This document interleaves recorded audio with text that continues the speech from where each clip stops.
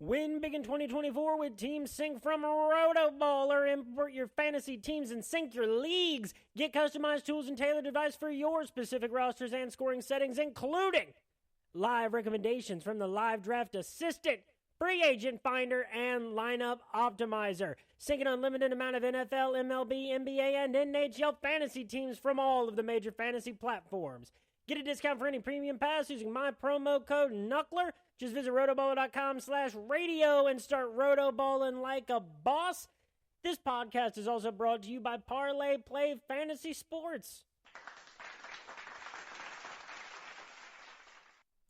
Use the link that's pinned on my Twitter profile. Use my referral code RotoBrady. Get that sweet, sweet deposit bonus. They got paid contests coming to a state near you. If you like free contests, they got some of those too. They're giving out boosts, slashing lines, doing bonuses all day long. Check that out. That's a real fun platform for a player prop DFS contest. And what is up, everybody? This is Brady Grove bringing you episode 153 of RotoBaller's official MMA podcast. Tap that. We got UFC Vegas 98 this weekend. Break out the red panties. And let's, real quick, let's just talk about UFC 307. First of all, I did see a lot of people say that this was like the worst, other than the main event, that this was like the worst main card that they've ever seen for a pay-per-view. That all sounds like an exaggeration when it happens.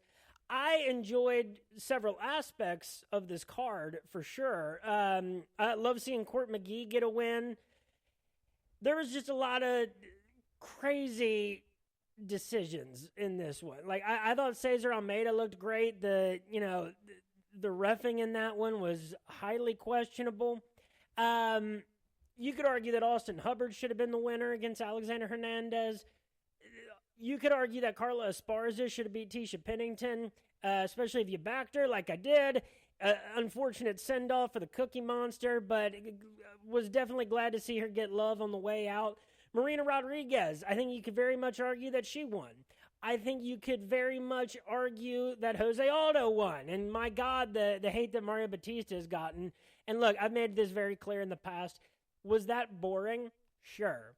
I don't need every fight to be super exciting. This is a sport, and I'm interested in who's winning and who the best in the world is. Boring? For sure. People are going to hate it and are going to hate Mario Batista for it? Absolutely. But Jose Aldo and anybody else that's been in this situation, all right, when you're a fan favorite, it doesn't change the fact, like, it is a bad optic. Get your back off the cage. Nobody wants their back on the cage. Nobody wants their back on the canvas. We can pretend that that's not the case all that we want, but the reason people aren't getting their back off the cage and their back off the canvas is not because they're winning the fight from that spot. It is because they can't get up or can't get their back off the cage. But I do think it was a bad decision. I do think Jose Aldo was the rightful winner. But the mob of people coming after Mario Batista and everybody who's ever had a fight like him was crazy. Raquel Pennington should still be the reigning UFC bantamweight champion. I don't see a way that she did not win 3 of those 5 rounds. Juliana Pena, I think, had like a clear 2 rounds where she didn't do a whole lot, but neither did Raquel Pennington. But rounds 1, 4, and 5 were clearly Raquel Pennington.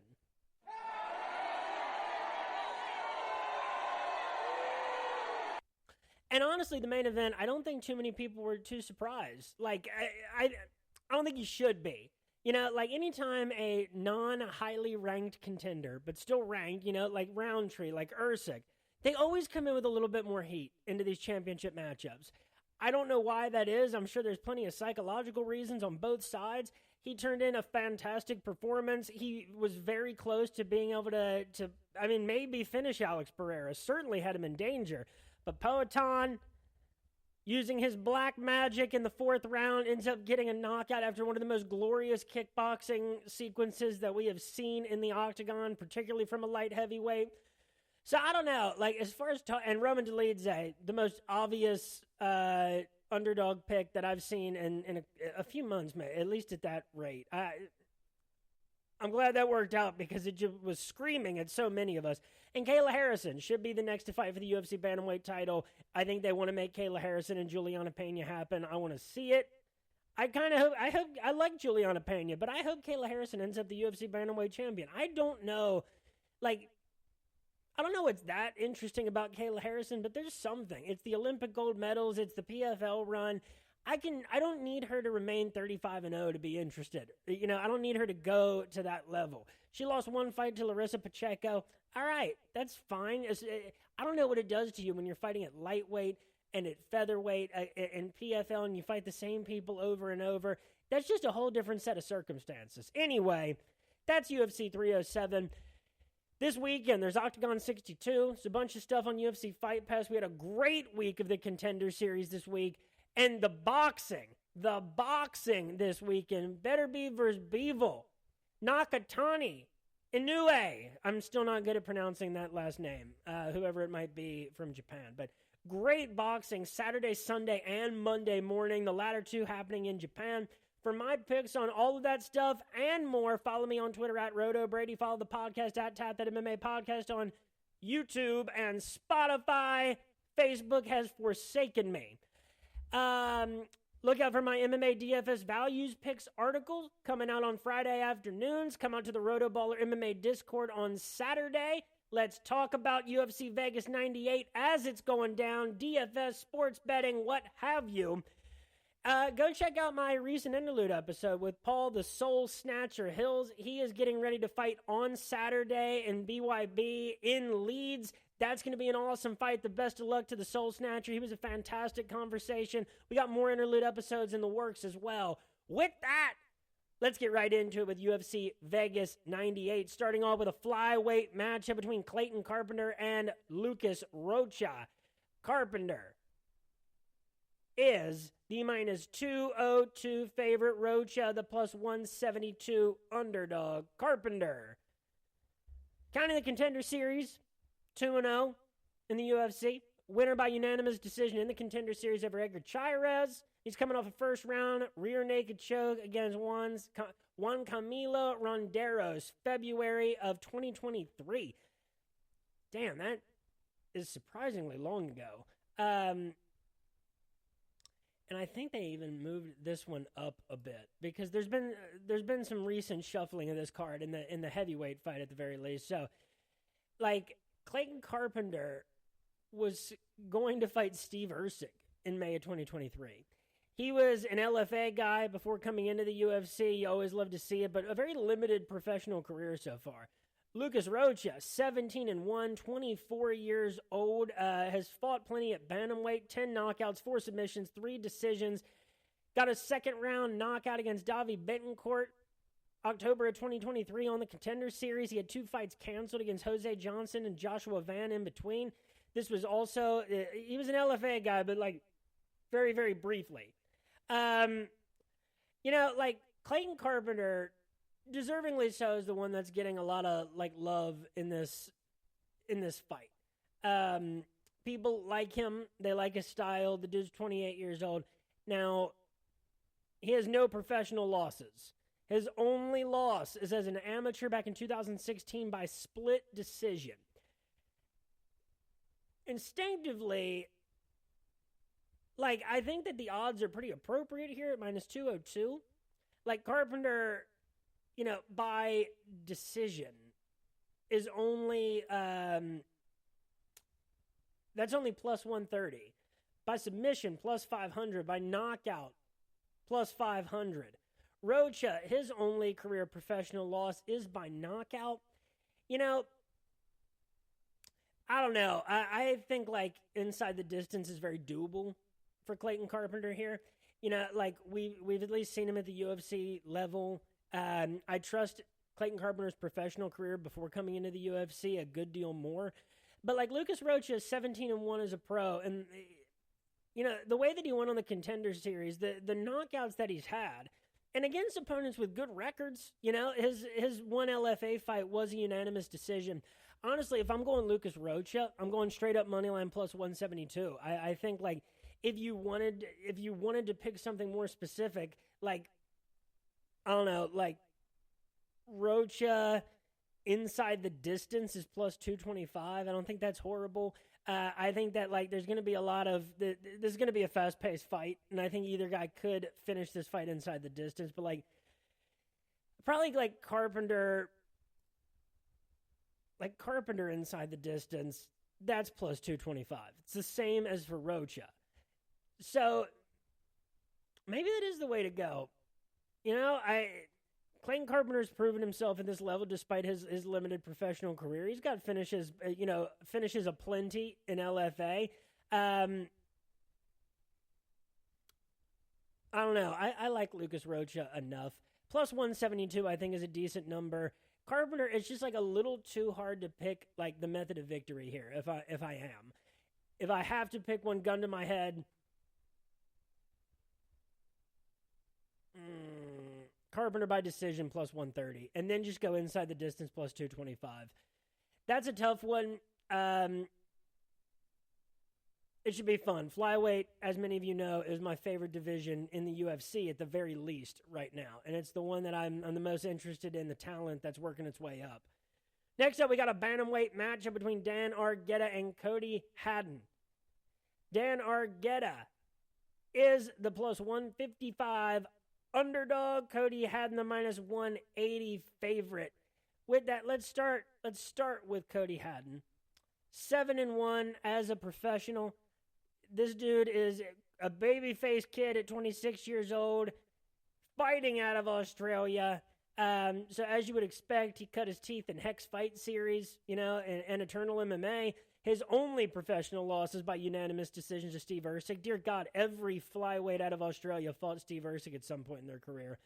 His entire amateur career was spent in Eternal MMA. He finished all of his amateur fights inside the distance, and all of his professional wins, 5 by knockout, 2 by submission. He is coming off of a first-round rear naked choke win over Billy Brand, August of this year.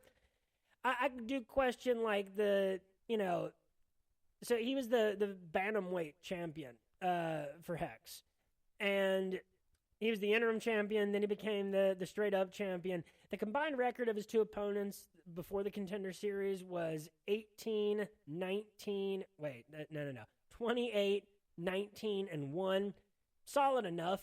And then Dan Argueta. Dan Argueta has been in the UFC plenty. This is 5 fights in the UFC. Somehow, 2 of them are no contests. One ended very early against Ronnie Lawrence. The other made it a full 3 rounds against Miles Johns. He's coming off a loss to Gene Matsumoto by second-round guillotine. He got 9 takedowns in that fight, but maybe he shouldn't have, because that's ultimately what ended him up in the guillotine position. His one UFC win by unanimous decision over Nick Aguirre, and he lost his UFC debut by unanimous decision to Damon Jackson. Nick Aguirre, to be fair, like, his only other loss to Peyton Talbot, over 2 in the UFC. Yeah, this is one, like, especially considering how the Matsumoto fight kind of went down for, how that went down for Dan Argueta. And I believe in Gene Matsumoto. His fight against Casey Tanner in the Contender Series was awesome. It was a good performance. He reached triple-digit strikes for a unanimous decision victory. Gene Matsumoto's fighting Brad Katona next. I see why Cody Haddon's the favorite. I think if Dan Argueta was like a plus 200 or like plus 195 underdog, the UFC experience alone for such a young dude making his like real UFC debut would be enticing. Here, I think, like, if I'm saying in the first fight, if I'm saying that Rocha wins like maybe 40 to 45 of these out of 100, maybe even 50, I think Cody Haddon probably wins this fight like 65, 70 times out of 100. I don't like money line, but like Cody Haddon inside the distance is plus 160. Hit it. I think that's a good value, and I think that's the best one you're going to get here. I think, like, if Cody Haddon isn't too expensive in DFS, his finish proclivity is phenomenal. And I think Dan Argueta is well within that range. And on the flip side, Dan Argueta, I think if it was against like a fake prospect, and I don't mean like a fraud in the way that many people use it. I mean like a guy that's young, who's new to the UFC, but that I just don't think has a very high ceiling. I think Dan Argueta could get a win, but Cody Haddon does not fit that description. Next up, we got a heavyweight matchup between Junior Tafa and Sean Sharaf. And this is a heartbreaker because we were supposed to at first get Chris Barnett versus Waldo Cortez Acosta. And that was a good matchup. And then Cortez Acosta has to pull out. Junior Tafa steps in. He's going to be the one to fight Chris Barnett. Chris Barnett has just had to pull out, I think like as of today. And so now now Junior Tafa is fighting Sean Sharaf, who is 4-0 as a professional, 31 years old. Let's see. Trains out of Extreme Couture. You like to see that. His professional resume is extremely limited. 2 amateur fights that I can say, no recognizable names, on his resume, and that's fine. It was in LXF, Fight Club, OC, UNA, not recognizable organizations, and every one of his fights, amateur and pro, has ended with him winning with a first-round knockout out of 6 fights. He was the Fight Club OC heavyweight champion and the LXF heavyweight champion. I'll give him that credit for those regional belts that he accumulated. But in this situation, it actually is like less encouraging to me that like he finished all of these fights in the first round. Against who? Especially on a late replacement notice, like the last time, it's not good news to have like a fighter like Sean Sharaf, and credit to him to stepping up in this because, hell, he capitalizes on this. It's a huge, huge, huge opportunity. But Junior Tafa, all right, 28 years old, 5 wins in his professional career, 5 by knockout. So how or what fights has Junior Tafa lost? All right, because he's lost 3 of his last 4. Muhammad Usman by unanimous decision. We know how that one happened. All right, Muhammad Usman is a cage grinder. That is one guy that, like, at heavyweight, they didn't even try to sell him as a prospect, coming out of the Ultimate Fighter. And we knew that ceiling was low. The ceiling for Usman was, like, being ranked. And that would really take some things to go right for him. Anyway, so Junior Tafa, with history in boxing and kickboxing and Muay Thai, a long history in it, a lot of knockouts in this guy's pro career. He was in Hex Fight Series in MMA. He was in Brave CF. My favorite of his professional fights, that first round knockout against Tsuyoshi Sudario, the sumo wrestler at Rise in 40, back in on New Year's Eve in 2022. And now his most recent win is August of 2023, a first round knockout against Parker Porter. The 3 people that were able to beat him: Usman, which we discussed, Marcus Rogerio de Lima, a unique heavyweight in the skill set that he possesses. He's not a big, lumbering, slow heavyweight like by typical definition. And then Walter Walker, who got him with the heel hook early in round 1. Or not early in round 1, it was late in round 1.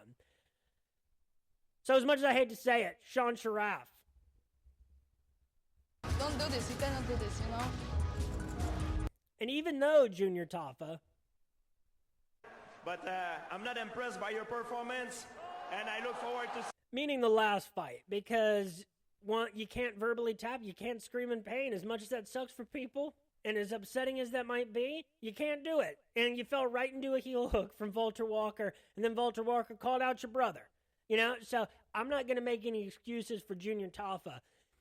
Will he lose to the Walter Walkers, the Usmans, the Rogerio de Limas? Yeah, he will. Will he beat the Parker Porters and below? Absolutely. So Junior Tafa is the minus 270 favorite. I think that's generous, I guess, like for Sean Sharaf. But I think it is like for a guy that's 5-3 as a pro in MMA for Junior Tafa, I think it makes sense because like if Sean Sharaf can land some ground and pound, maybe wear Tafa out, that's where his path to victory lies. is, wearing Tafa out. I don't think he makes it that far.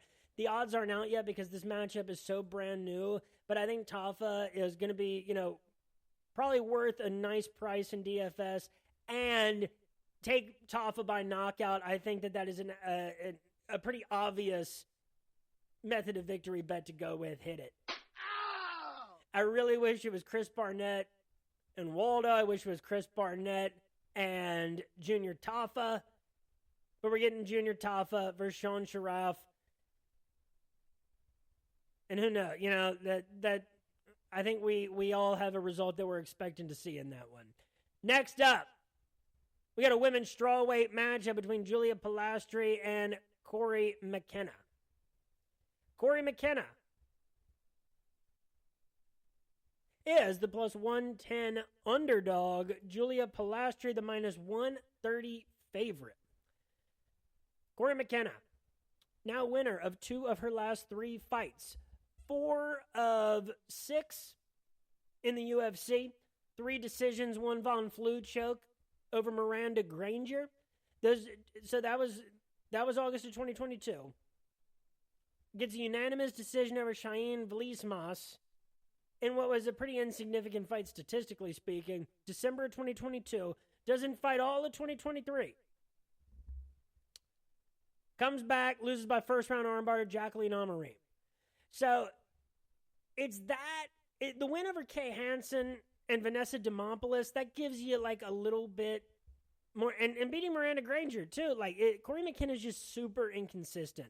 Your loss there to Jacqueline Amorim and Elise Reed. So she just doesn't do enough sometimes. I struggle with that. Born in 1999, though, she's got plenty of time, and so does Julia Psycho Pilastri, born in 1998. She had 2 fights on the Contender Series. Lost the first one by unanimous decision to Jasmine Jasdavicius, former guest on this podcast. Then got a second-round rear naked choke against Patricia Aluas. Coming off a unanimous decision loss to Josephine Knudsen. Got outstruck 124-64. She did get 3 takedowns in that fight. Knudsen is now 4-0 in the UFC with 4 straight unanimous decision victories. Corey McKenna is inconsistent, but she has yet to lose 2 in a row in the UFC. I think Pilastri hasn't. She has good wins. I think she deserves this fight, but it was supposed to be Corey McKenna versus Poliana Viana. It's Julia Pilastri stepping in. And I think she's very capable of the victory. Pilastri by submission plus 500, Pilastri by decision plus 140. I would like Pilastri probably by submission there, plus 500. But Corey McKenna, at her best, is absolutely, is super capable of beating Julia Pilastri. Corey McKenna, you're the underdog. Nick, one comment, man, one comment. Oh, don't be scared, homie. I can't buy in that heavily to Julia Pilastri just yet. Not against a fighter that's 4-2 in the UFC with a win over Miranda Granger. I think Corey McKenna wins this fight, I don't know, maybe 55, 60 times out of 100. Plus 110, give it to me. Especially when the other fighter, Corey McKenna was expecting to fight on this card. Pilastri was not. Yeah. By the way, we were also supposed to get Cody Garbrandt and Miles Johns on this card. God, that would have been awesome. That's where I stand on that one. And to go back, I do think Junior Tafa beats Sean Sharaf probably 85 times out of 100, I would think. I think that's very reasonable. Welterweight, we got Nico Price, who is still alive, against Thimba Garimbo. Garimbo is the minus 350 favorite, biggest favorite that we've seen so far on the card against Nico Price, the plus 285 underdog. Let's start off with Nico Price, all right? This guy's been in the UFC since 2016. He's fought so many big names: Alan Jubin, Vicente Luque, Morono, Tim Means, Abdul Razak Al Hassan, Jeff Neal, James Vick, Luque again, Cowboy, Michelle Pereira, Phil Rowe, Robbie Lawler, and it gave us all the greatest gift, which is a knockout for Robbie Lawler in his retirement fight. But of all things now, he had great activity. Now he's older. He's taking a bunch of damage. He's still won 2 of his last 4. But that dates all the way back to October of 2021. He is coming off a unanimous decision victory over Alex Morono June of this year at UFC 302. He outstruck him 108-96 with 5 takedowns to 1. So coming off a really nice win against Alex Morono, who, still has not lost 2 in a row in his UFC career. Impressively. For as long as it has spanned and as many fights as he's had. Themba Gorimbo. All right. Lost his UFC debut by submission to AJ Fletcher. Since then, 3-fight winning streak. A unanimous decision against Takashi Sato. He did get a knockdown in that fight, as well as 33 strikes and 3 takedowns. Got a first-round knockout against Pete Rodriguez February of this year, and then a unanimous decision victory of Ramiz Brahimaj May of 2024, outstriking him 43-3, 5 takedowns to 1. Brahimaj, I want to give him credit for that win. I really do. But Brahimaj's only wins in the UFC. Sasha Paletnikov in August of 2021 and Michael Gilmore, who really never belonged in the UFC. That was a gift, for Michael Gilmore stepping in late on The Ultimate Fighter on super late notice. If it tells you anything, Ramiz Brahimaj is set to face Mickey Gall next. Themba Gorimbo against Pete Rodriguez. Pete Rodriguez's only win in the UFC is against Mike Jackson. Out of 3 fights. One was to Jack Della Maddalena, but his other 2 losses he got finished in round 1. Takashi Sato, a lot of fights in the UFC, but 5 losses to 2 wins. I want to give Gorimbo that credit. I really, really do. And it does mean something to me that, Nico Price's last 2 losses were both by knockout. A lot of his most recent losses are by knockout. And I think, if you're really buying into what the age difference is here, Themba Gorimbo, he's only 2 years younger, actually, than Nico Price. Surprisingly, he has a longer reach than Nico Price. I think, the most reasonable thing is,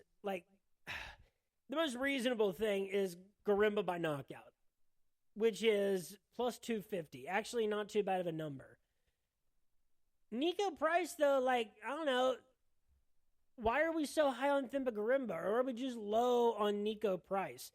I didn't think he had anything left in the tank for his fight with Morono, and that speaks to how much Morono has left in the tank. But I was surprised that Nico Price had the performance that he did at UFC 302. So I think if you don't go Gorimbo by knockout, go Nico Price plus 285. This is a weird career crossroads from 2 guys not that far apart in age. This is one, outside of those 2 things that I mentioned, maybe you avoid because, I don't know, Gorimbo could win, this could be a trajectory-wise, I don't know, maybe Gorimbo wins anywhere from 40 to 70 of these. I just know nothing about Gorimbo really against Nico Price for the sample of competition that he's been against. Pete Rodriguez and Ramiz Brahimaj, that doesn't do a lot for it. When Nico Price, the decline of him has been just a little bit overplayed because some of those knockouts were so brutal. I've been burned on going with the more veteran guy who's faced tougher competition, but that's where I'm leaving it. Is either Nico Price moneyline or Gorimbo by knockout. Next up, we've got a featherweight matchup, one I'm very much looking forward to, between Pat Sabatini and Jonathan Pierce. Jonathan Pierce, minus 178 favorite. Sabatini, the plus 153 underdog. I think my dude Blood Money MMA bets got Jonathan Pierce at he might have gotten him at minus 140 or something. A really good number. Credit to him on that. I would have taken that in a heartbeat had I seen it and not been just looking towards Wednesday for recording this podcast. So let's start with Pat Sabatini. All right. Started his UFC career with 4 straight wins, 3 decisions, 1 submission over the likes of Tristan Connolly, Jamal Emmers, Tucker Lutz, and TJ Laramie. Now has lost 2 of his last 3, getting knocked out in the first round against Damon Jackson and Diego Lopez. We can forgive him, really, for both of those losses. And he has a second-round submission against Lucas Almeida in between June of 2023. He fought twice in 2023, and I would like to not hold it against him that he hasn't fought in 2024, but damn, 2024 is almost over. The sound drop wasn't super appropriate. I just needed some water. Born in 1990. I mean, overall, 5-2 in the UFC, with your only losses being to Diego Lopez and Damon Jackson, nothing to sneeze at. Jonathan Pierce, JSP, born in 1992. So, let's see here. Winner of 6 of his first 7 fights in the UFC, starting in July 2019, counting the Contender Series. Who is this guy beaten? Because his first loss in the UFC was to Joe Lozon by first-round knockout back in 2019. What a weird intersection of eras that was. Since then, 3 finishes, 2 decision victories. It was 5 wins in a row against Kai Kamaka, former guest on this podcast. Shout out to Kai Kamaka. Omar Morales, now currently of Karate Combat. A unanimous decision against Christian Rodriguez. A second-round knockout against Makwan Amirkhani. And a unanimous decision victory over Darren Elkins, who he outstruck 110-57, 2 takedowns each. Especially when the fight goes the distance, Jonathan Pierce could get anywhere from 4 to 6 takedowns. And he's a dog, he is a junkyard dog. Me and Blood Money were, briefly discussed that today in the Twitter medium. And, this guy will get 4 to 6 takedowns. He might, still end up getting the submission or the knockout, still land anywhere from 50 to 90 to 110 strikes. He has now lost 2 in a row to Yoanderson Brito by second-round submission, November 2023, and by unanimous decision to David Onama. This year, he lost 29-28 on all 3 judges' scorecards in that fight. He only got outstruck 58-57. He had 5 takedowns. Ultimately, control time in that fight was almost 5 minutes for Jonathan Pierce. So, that was a really close fight with David Onama. Pat Sabatini, I feel like his best work is kind of behind him. And I feel like whatever momentum he had is kind of gone. I used to feel like some good ways about Pat Sabatini. After going into the Lutz and the TJ Laramie fights. And I kept thinking, maybe this guy's a good value, for the next 3. And I guess he was against Lucas Almeida. But Jonathan Pierce is rightfully the favorite here. I think, I don't have a problem with Pierce minus 178. I think if you want to take that straight up money line, take it. Because it's hard to come up with the exact method of victory here for Jonathan Pierce. Pat Sabatini's been knocked out, twice by people who are really good at that. If you wanted to go Pierce inside the distance, that's plus 225. I do think that's an ever so slight. I think it's a better value than Pierce by decision, which is plus 195. I think that Pierce has a clear path to decision, which is just keeping pace in the striking and landing 4 to 6 takedowns and just not getting the finish. Could totally see that happening, but I think Pat Sabatini is well within his finish range. I think inside the distance is the better number to go with there. If you're going Pat Sabatini, I think by decision is probably the most reasonable way to go. Just in if he gets his own takedowns, because he's had some high volume takedown fights, keeps the striking close and minimizes the amount of striking that has to happen. Sabatini by decision is plus 210. I think that's better than plus 153 money line. I think Jonathan Pierce wins that fight probably 65, 70 times out of 100. And I'm going to have a lot of fun watching him. But you'd be hard-pressed to find me watching a Jonathan Pierce matchup that I wouldn't think he's a decent value in some way. Next up, we got a flyweight matchup between CJ Vergara and Ramazan Timurov. CJ Vergara is the plus 280 underdog. Ramazan, the minus 340 favorite. So, let's start with Ramazan Timurov. Coming out of Uzbekistan, 17-2 as a pro, 27 years old, ranked as the number 82 flyweight in the world, according to Tapology. That could be very different after Saturday. So this guy came out of Ryzen and of Muradov Professional. This guy touched a lot of different, cool organizations over there in a different part of the world. WLF Wars, Octagon with a C. 3 fights in Muradov Professionally, the Mahmoud Muradov's organization over there. 1 fight in Niza FC, that's a solid organization. And then 2 first-round knockouts against Yuta Hamamoto and Takaki Soya in Ryzen, both in 2023. I love the Ryzen guys. And, as far as guys that, fight out of Uzbekistan and, cut their teeth and come up in that realm of the MMA regional world, pretty reputable, resume, honestly. Opponents have good records, and, that's 3 organizations, even before Ryzen, that I give a lot of credit to. CJ Vergara, on the other hand, hailing out of, I want to say Venezuela? No, he's from San Antonio. Who the hell am I thinking of? Anyway, CJ Vergara, all right, winner of 4 out of 7 fights in the UFC, counting the Contender Series. 2 knockouts, 2 decisions over Bruno Correa, Clayton Rodriguez, Daniel Lacerda, and Vinicius Salvador. Landed a combined 192 strikes against Daniel Lacerda and Vinicius Salvador, and he knocked out Daniel Lacerda in the second round after getting knocked down twice. What a fight that was. A statistical mosaic, if you will. So that was a good one against Vinicius Salvador. He did get hit 88 times in that fight, but it was a unanimous decision. He is coming off the unanimous decision loss to Azu Almabayev. He was finished by Tatsuro Taira by second-round submission.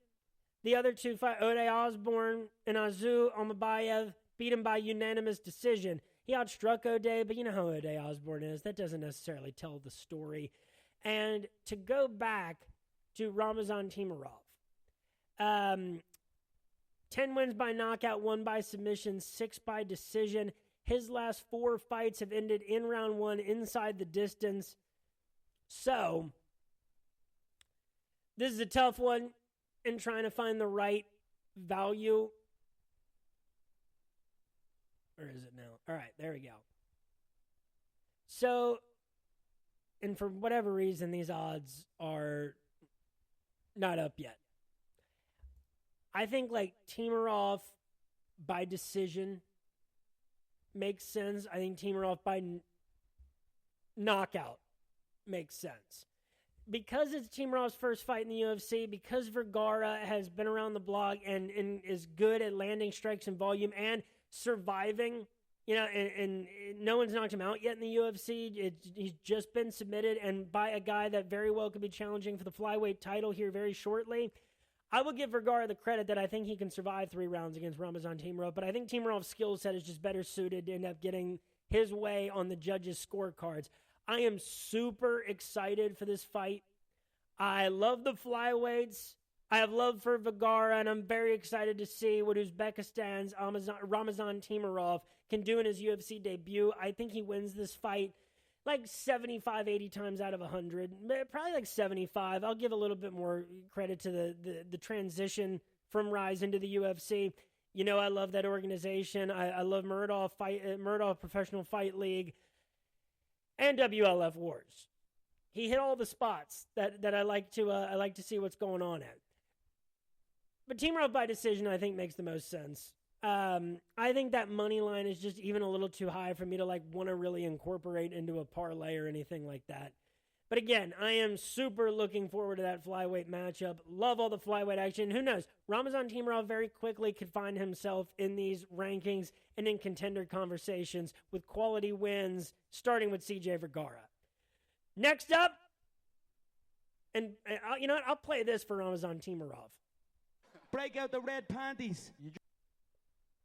That's how I feel when a guy from Ryzen's making his way to the UFC. Next up, we got a middleweight matchup between Abdul Razak Al Hassan and Josh Fremd. Oh, boy. God, there's high stakes to this one, and not in a good way. Abdul Razak Al Hassan, the minus 163 favorite. Fremd, the plus 143 underdog. I will start off with Josh Fremd, all right? I don't want to be an asshole. But there's some middleweights where it's hard to not be. All right? And his only 2 wins in the UFC are against 2 of those middleweights where it was okay to be as blunt as we have been here in the past. Those 2 wins were against Cedricus Dumas and Jamie Pickett. But I'm not impressed by your performance, and I look forward to... And, Andre Petrosky beat him by unanimous decision July of this year with 12 strikes and 3 takedowns, because all Fremd could manage was 16. And, I think so many of us were loving that Petrosky pick. He's been knocked out by Roman Kopylov. He got subbed by Tresean Gore, beaten by unanimous decision by Anthony Hernandez in his UFC debut. And, what wasn't comparably a horrible performance? He got outstruck 48 to 31, taken down 8 times to 1.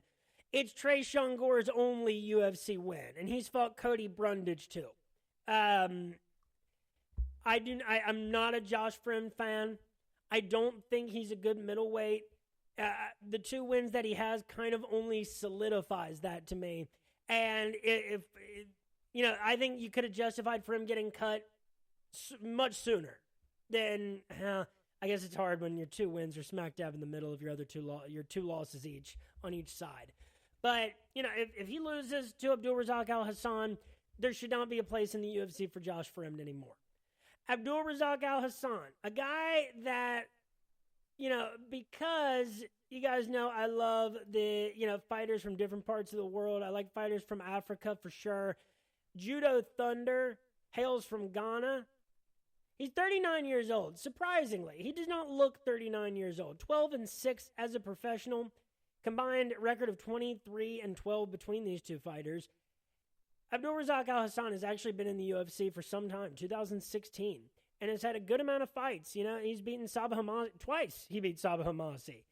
Wins over Nico Price. He fought Amari Akhmadov, Charlie Ward, Manir Lazez, Chaos Williams, who knocked him out with one of the knockout of the year candidates back in the COVID year of 2020. Fought Jacob Malkoon. Now, he has 2 wins since August of 2021. His last win is a second-round knockout against Claudio Ribeiro in a fight where, he was mostly... we knew that those guys were swinging big, and he mostly hung on to him and pressed him up against the cage until he found, a giant can of ham to the side of Ribeiro's head. But, for instance...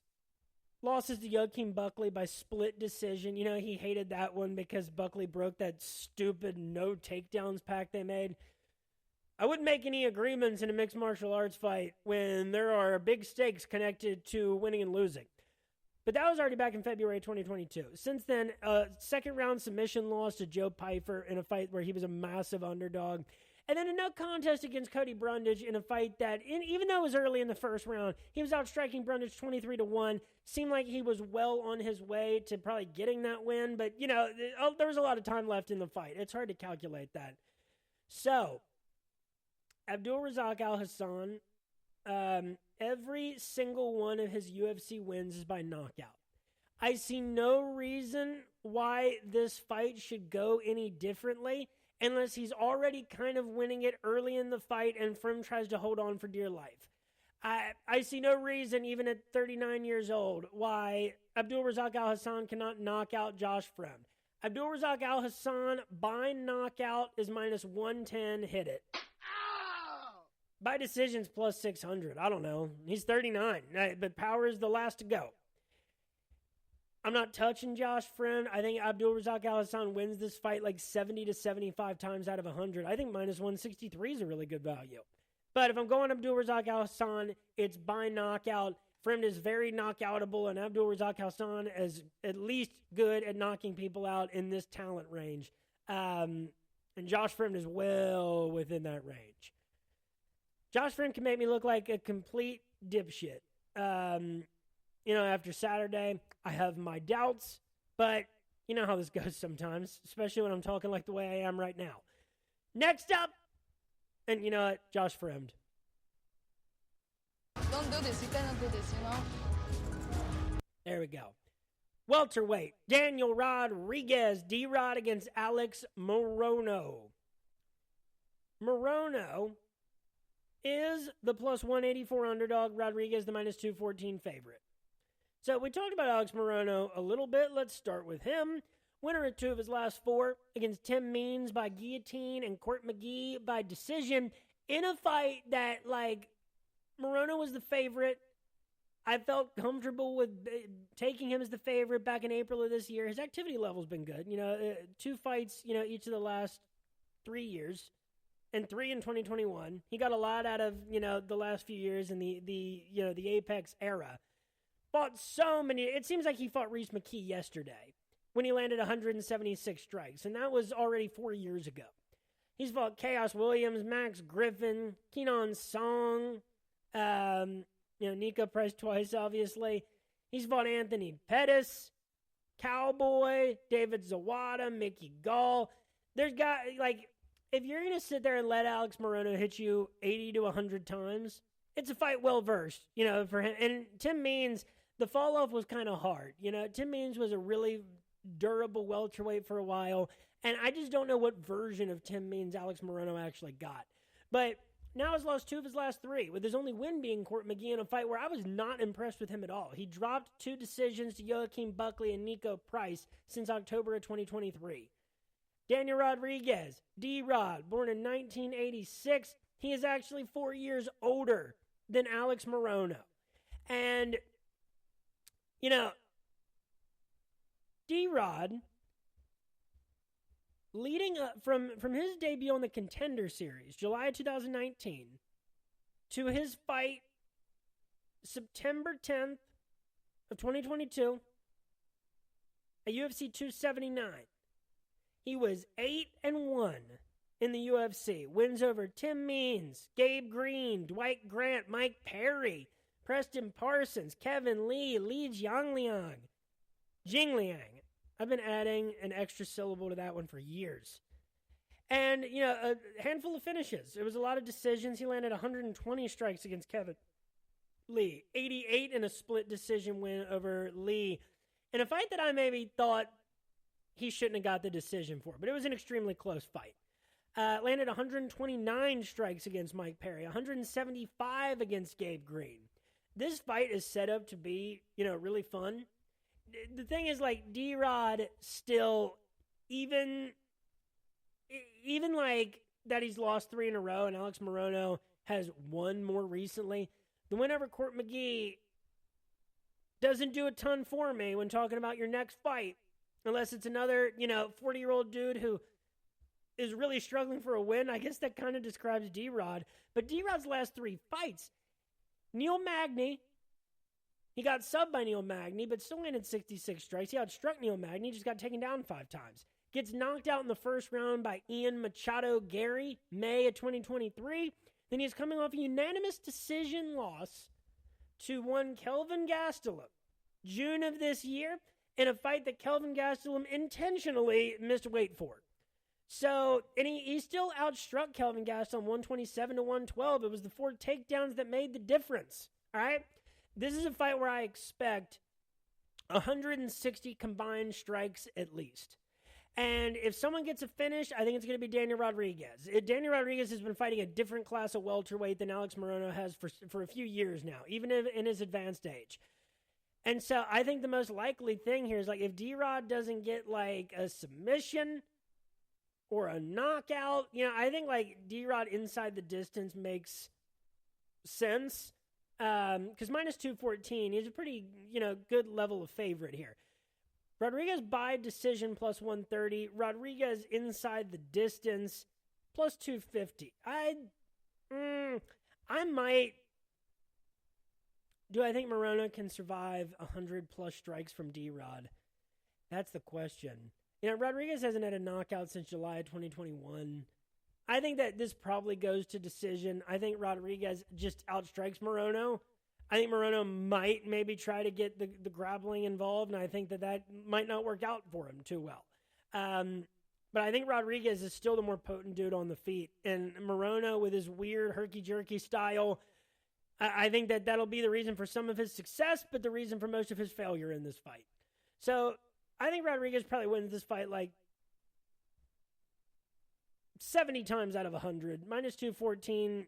I don't know the quick math on that, but I think that's pretty spot on. Over 2.5 rounds, minus 175. That's very reasonable. I go Rodriguez by decision, plus 130. And if I'm going Morono, by decision, plus 400. This is another one where, like, I'm very confident in a lot of the fighters I think are going to win on Saturday. And it's not that I don't see their path to victory in a bunch of specific ways. It's just hard to really narrow it down and find a method of victory pick that I think matches the value of those likelihoods. But that should be an exciting fight. It's not like, super meaningful for welterweight or anything, but it should be entertaining. I'm sure there will be plenty of strikes thrown. I'm sure blood will be shed. Next up, we got a lightweight matchup between Rafa Garcia and Grant Dawson. Grant Dawson is the minus 400 favorite. Rafa Garcia, the plus 300 underdog. Nick, one comment, man. One comment. Oh, don't be scared, homie. And how Rafa Garcia has won 4 of his last 5 fights after losing his first 2 in the UFC. 3 decisions, 1 submission, wins over Natan Levy. He got 7 takedowns against him. Jesse Ronson outstruck him 35-25. 3 takedowns en route to a second-round rear naked choke. And then 2 straight decision victories since December of 2022. Do not love the lack of activity there at all. Against Mahashate, who he took down 6 times, outstruck 49-25. And then didn't need a takedown against Clay Guida because he outstruck him 141-63. But Clay Guida, that's the win you're coming off of, and that was over a year ago. In fact, it was about a year and a half ago. I don't like it. 4 of his last 5, and the last loss was to Jakar Close, who outstruck him 61-34. He did get 3 takedowns, but so did Jakar Close, got 2. Grant Dawson, all right? This dude, they were talking about Grant Dawson, as you might remember, as a future lightweight title contender. And born in 1994, I think that, there's no reason why that has been foreclosed on. He won his first 6 fights in the UFC. And he didn't lose until October of 2023, despite debuting on the Contender Series August of 2017, because his only non-win up until that point was October of 2021 by majority draw against Ricky Glenn. All right, so he's had wins over Leonardo Santos by first-round knockout, submissions over Adrian Diaz on the Contender Series, submissions over Michael Trezano and Derek Minner. Yikes. That name. The FBI is looking into me for uttering that name. And no, that was Shiloh Nerdum-Becky. Never mind. Actually, no. You know what? I want to check on this for the little bit of point-shaving history. Yeah, it was Shiloh Nerdum-Becky. I will never, ever, ever, for the rest of my life, forget watching that fight and being like, wonder why Derek Minner didn't try to get up. Anyway, now, after that draw, Grant Dawson has won 4 of his last 5 fights. Right, 2 submissions in a row against Jared Gordon and Mark Madsen. Solid, and he took Mark Madsen down, the Olympian. Knocked him down, too. Got 7 takedowns against Jared Gordon. No easy feat at all. Gets a unanimous decision in what was a statistically insignificant fight, but a decisive victory nonetheless against Damir Ismagulov. And then it was the lightweight, this guy's moving fast up the ranks. This guy could contend for a lightweight title. And gets knocked out in 33 seconds in his main event fight at UFC Fight Night, October 2023 against Bobby Now King Green. Didn't land a single strike. He got hit 7 times and finished in highlight fashion. Luckily, dude bounces back. June of 2024, wins by unanimous decision over Joe Solecki, outstriking him 46-12, 3 takedowns. Grant Dawson, if he doesn't get a finish, he might not be a huge scorer for DFS purposes. We have yet to see Rafa Garcia get finished in the UFC. We've yet to see him take on anybody of the caliber of Grant Dawson. the odds reflect that.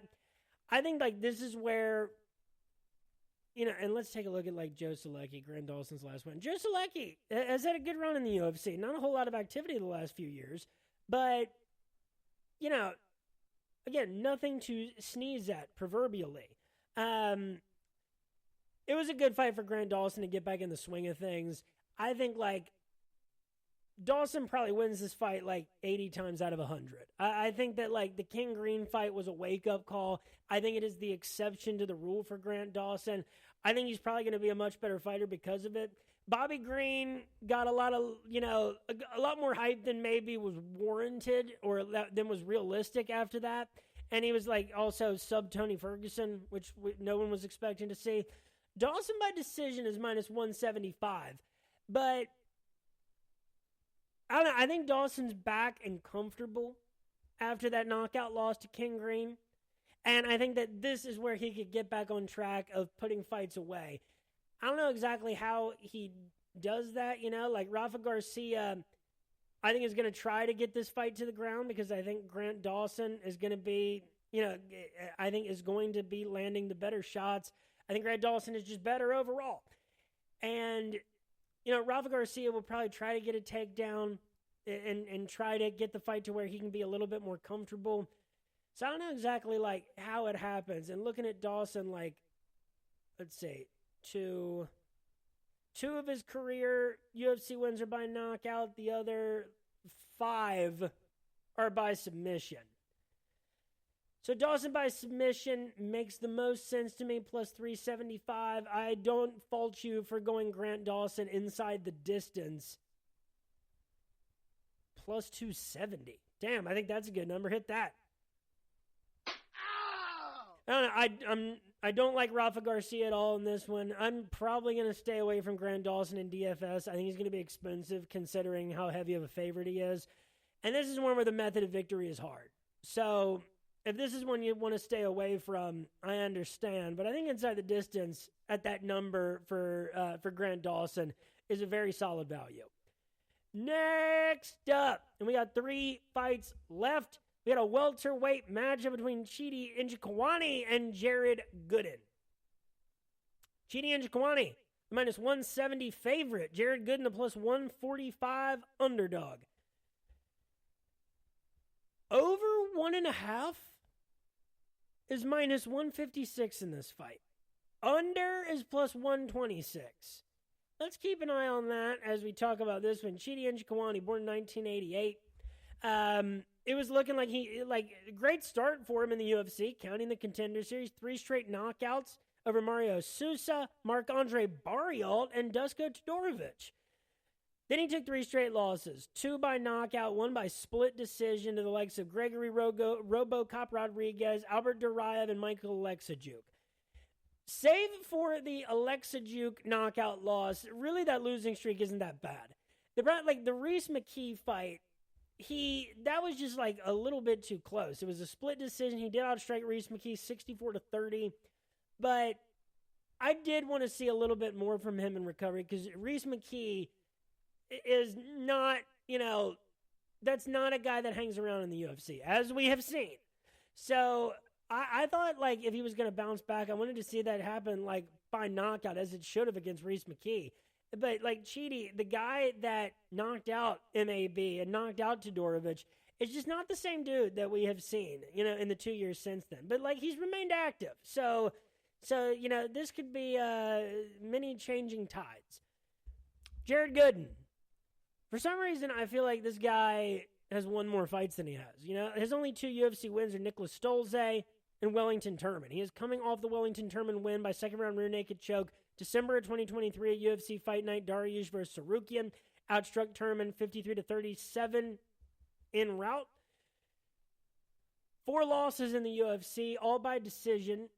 He has proven difficult to finish. I actually am starting to see where the decision number in the over 1.5 is actually like, I'm starting to see where that's coming from.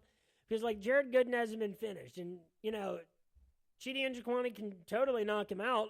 But Chidi Njokuani, again, like, I wanted to really see more. I wanted to see more strikes. I wanted to see better power. I wanted to see a better result for him against Reese McKee. Jared Gooden's losses to Alan Jubin, Abubakar Nurmagomedov, Randy Brown, who hit him 115 times, and Carlston Harris, who outstruck him 63-51, took him down 5 times. Buh. Like, the Wellington Turman win, that's one where, like, I could convince myself that because I recognize that name, that win means more than it does.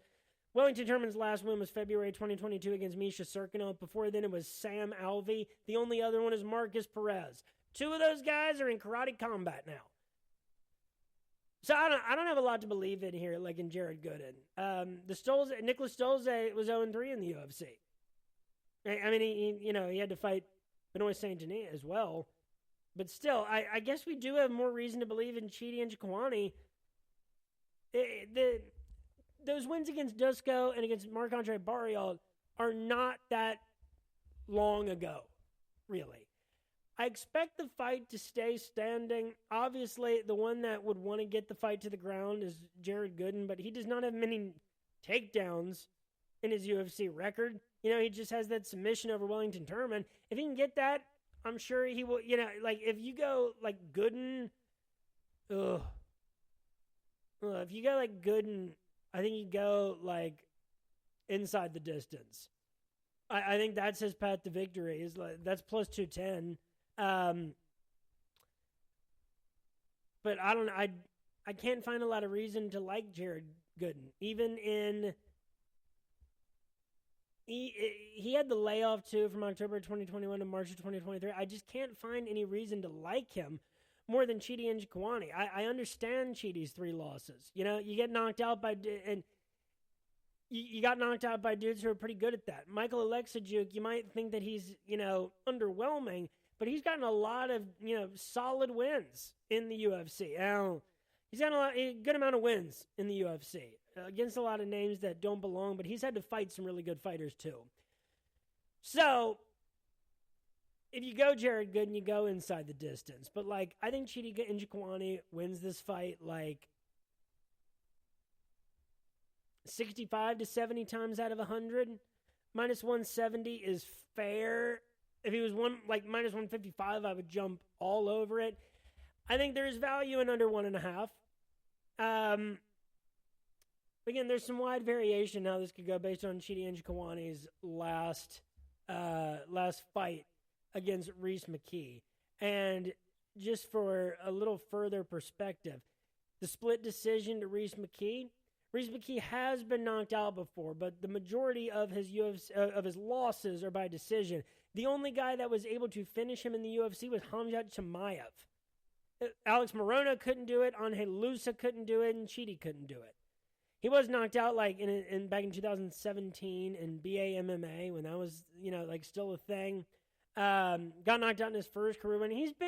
Obviously Reese McKee's a tough cage warriors kind of typical cage warriors guy who's throws a lot of strikes. He gets hit a lot. He takes it. He's tough. Jared Gooden's never been finished. Chidi by decision plus 210 or Chidi by knockout plus 160. Flip a damn coin if you want to. This is another one I wouldn't blame anybody for staying away from. Chidi by decision plus 210. Yeah, this is the thing, is that if Jared Gooden decides that he wants to throw down with Chidi, then Chidi by knockout plus 160. And I do think that is in the psyche of Jared Gooden. So I probably do like by knockout plus 160, just a tad more than by decision plus 210. And now, we are to the co-main event of the evening. And we've got, admittedly, a pretty underwhelming co-main event here. At middleweight, between Jung Young Park, the minus 190 favorite, and Brad Tavares, the plus 165 underdog. So, this fight was supposed to happen previously. By the way, combined record of 37-15 overall between these two fighters. Yeah, they were supposed to fight back in July of this year at UFC Fight Night. Park wasn't cleared to fight following the weigh-ins. Giant bummer. So anyway, to Brad Tavares. Let's just start with him. Let's start with the underdog. Tavares, who born in 1987 and is actually 4 years older than Park. He has one win since July of 2021. It was a unanimous decision win over Chris Weidman August of last year. And I do not care that much. I would have damn well hoped you beat Chris Weidman when Chris Weidman was coming off that layoff after that horrific leg injury.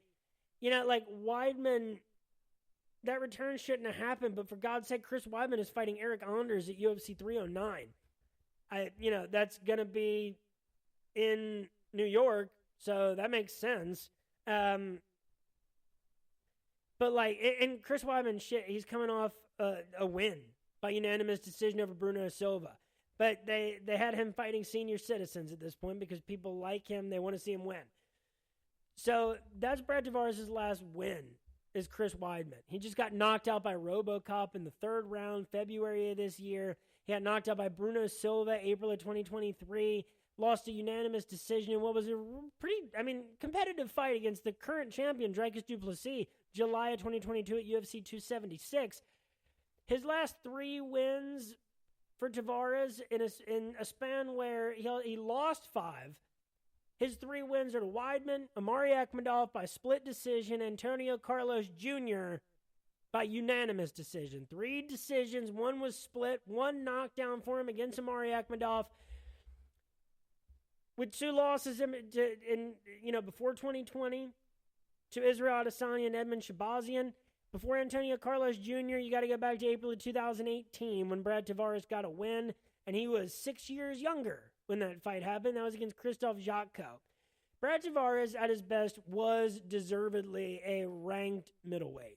His first fight in the UFC was June of 2010, and he has fought, he fought Phil Baroni at UFC 125. That is a time warp out of this world.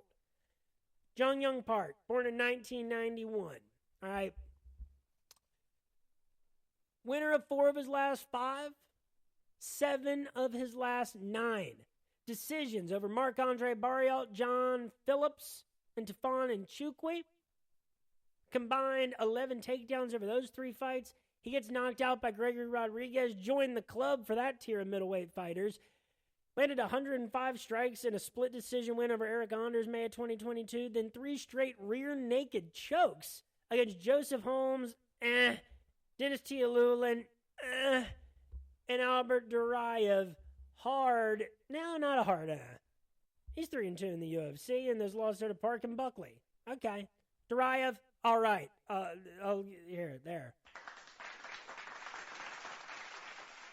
He is coming off of a split decision loss to Andre Muniz, a fight that Andre Muniz won with his 11 takedowns. It was a low striking affair, 27-14 in the striking for Andre Muniz.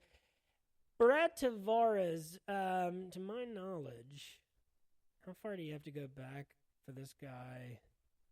He's never been subbed in all his fights in the UFC. I think Tavares' striking can keep him in this fight. It can keep it competitive.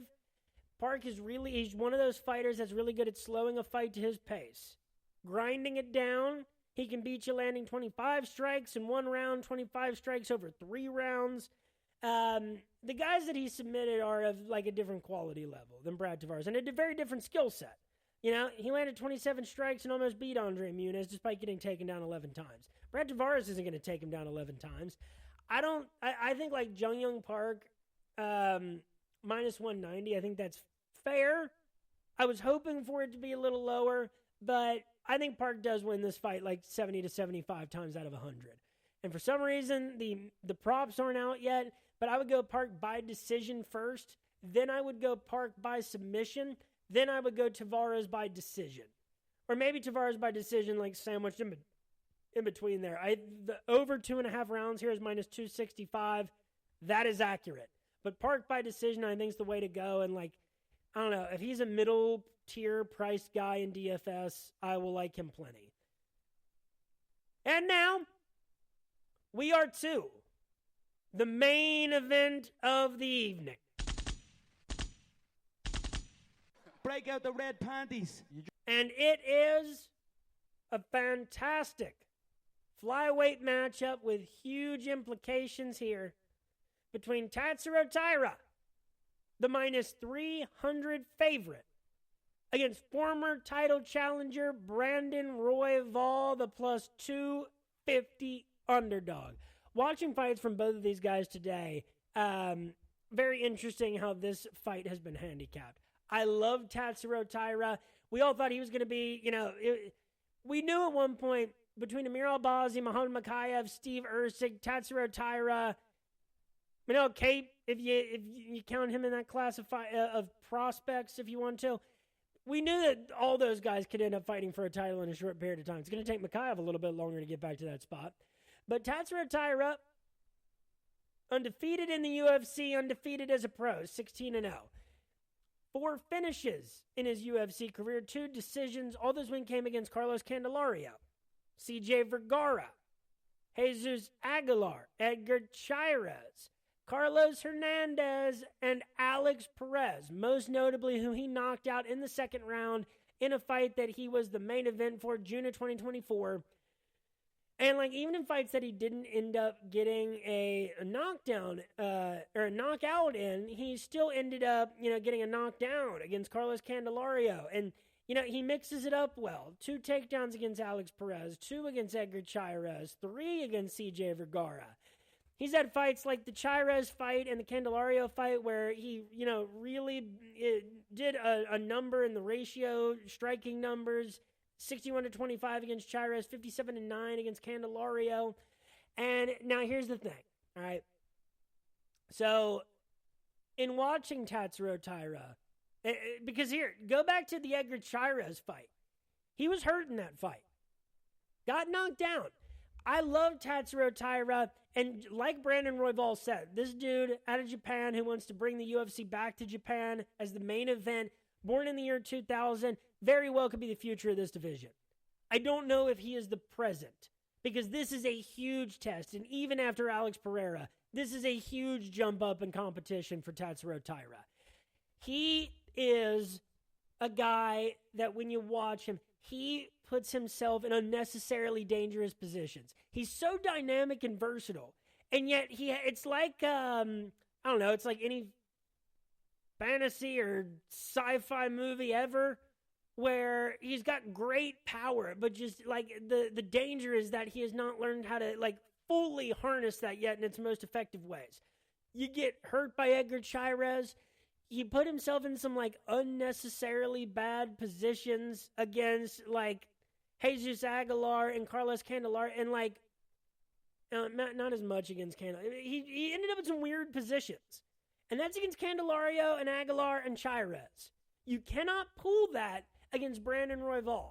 And he was getting outstruck by Alex Perez, 41-31 before that fight ended by second round knockout. We have seen the vulnerabilities of Tatsuro Taira. Brandon Royval, born in 1992.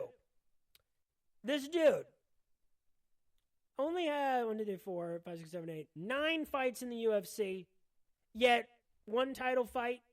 He's been a contender at the top of the heap. Pretty much the whole time. Wins over Tim Elliott by submission. Kai Kara France by submission. Then, who were his 2 losses in a row to back in 2020 and 2021? He got finished in both of them. But to Brandon Moreno, who ended up becoming a champion, and Alexandre Pantoja, who is the current champion. Then he rattles off a 3-fight winning streak with a knockout and a submission and a split decision victory over Rogerio Bontorin, who took him down 8 times, but he outstruck him 40-28. Gets a guillotine against Matt Schnell and a first-round knockout against Matheus Nicolau. A beautiful sequence with the way that he landed that punch and sent Matheus Nicolau into La La Land. Then loses a unanimous decision in what was a close fight. It came down to, a couple of minutes and a couple of rounds. It was a cardio issue for Pantoja, but Royval stayed really strong and landed some really good strikes. He just couldn't stay off of his back. He got taken down 8 times in that fight, and Pantoja was able to keep him there. But he outstruck Pantoja 111-95. It was a good performance by Brandon Royval. And now you look at it, So the wins that he has, Schnell, Nicolau, Bontorin, Kai Kara-France, Tim Elliott.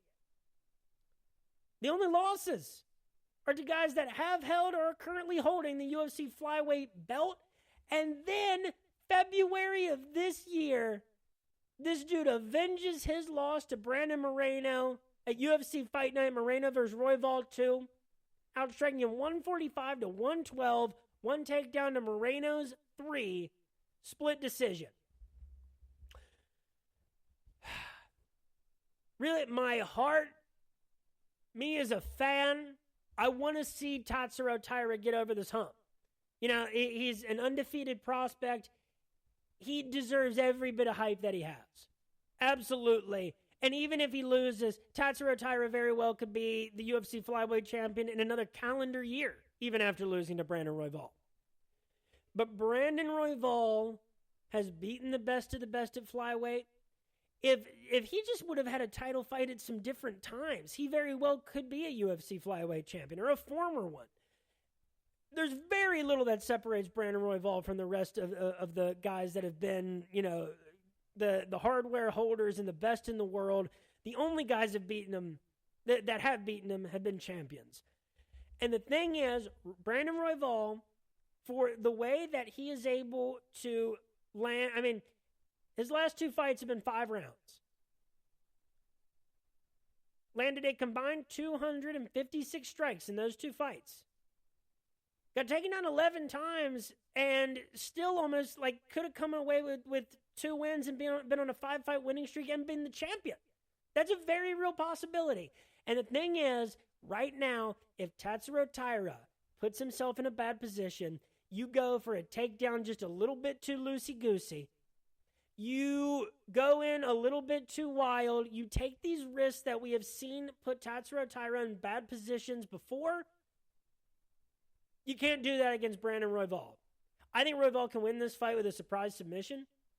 I think he could knock Tatsuro Taira out. I think that is well within the realm of possibility. It's hard to look at when a guy hasn't lost. It's hard to forecast that. But it's well within the realm of possibility. And if he lands 100 strikes, I don't think Tatsuro Taira will be able to take him down and keep him there that long. And I don't think that Tatsuro Taira will take him down 8 times over the course of 5 rounds. I think 3, the 3 that Moreno got's a bit more of a realistic number there. Taira's just a little bit too wild, and Royval is just very skilled and very savvy. His cardio is fantastic. It held up really well over the last 2 fights. Royval, plus 250. Nick, one comment, man. One comment. Oh, don't be scared, homie. I don't feel the need to go method of victory here because plus 250 I think is an excellent value. But if I'm going with, so if I'm going Brandon Royval, I'm going money line, plus 250. And, you know, Royval, I think if you're going Tatsuro Taira, I actually think by decision plus 350 makes the most sense for him. We've seen Brandon Royval escape a lot of difficult situations. And, you know, Tatsuro Taira can definitely, could knock him out.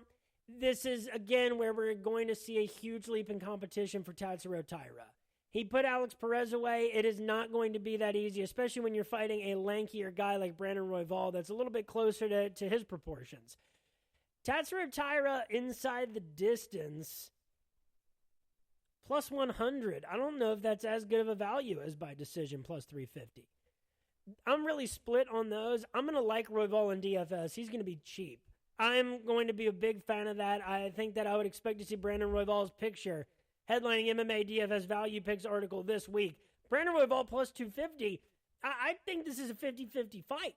I think you'd be giving a lot of credit to Taira to give him more than those 50 out of 100.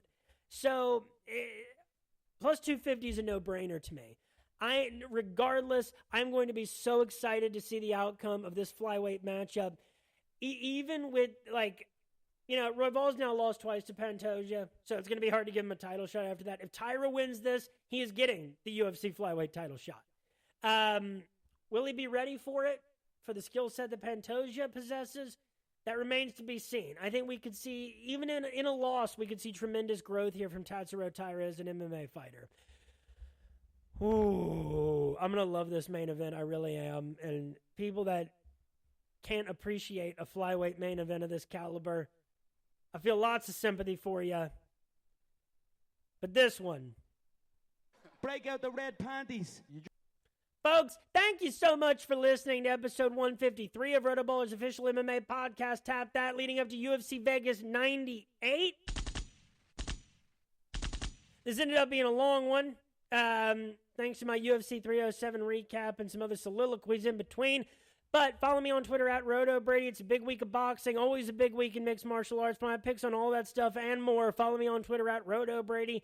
Follow the podcast, like, subscribe, comment, leave favorable reviews on YouTube and Spotify at Tap That MMA Podcast. Check out the MMA DFS Value Picks article coming out on RotoBaller Friday afternoons. Come on to the RotoBaller MMA Discord on Saturday. Let's talk about UFC Vegas 98, what you're doing for DFS, who you're betting on. And check out my interlude episodes, the most recent one with Paul the Soul Snatcher Hills of BYB fighting this Saturday.